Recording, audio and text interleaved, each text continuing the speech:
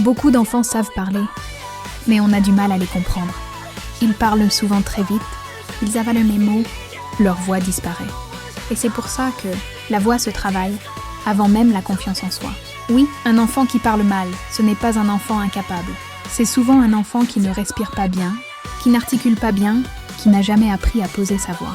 Et c'est exactement pour ça que les exercices de voix et de diction sont essentiels à l'école, à la maison et dans toute activité éducative. Avant de parler, on apprend à respirer. Écoute attentivement. Mets une main sur le ventre, inspire lentement par le nez, expire doucement par la bouche. On répète 5 fois.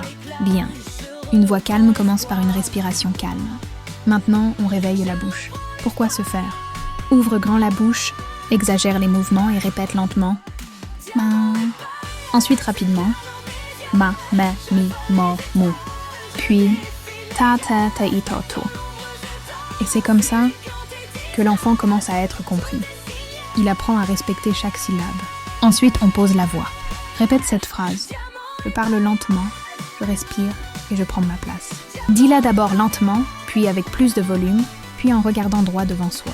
Et c'est justement comme ça que la confiance commence à s'installer. Ces exercices peuvent être utilisés à la maison, en classe, avant une récitation ou avant une prise de parole. Ce n'est pas un jeu inutile, c'est une base éducative. On n'aide pas un enfant à mieux parler en lui disant « parle fort ». On l'aide en lui apprenant comment parler. Et c'est pour ça que la voix est la première étape vers la confiance en public. Parents, enseignants, éducateurs, si vous voulez aider les enfants à bien parler, à bien s'exprimer et à prendre confiance à l'oral, abonnez-vous. Cette playlist est conçue pour vous, l'éducatrice, éduquée par l'exemple.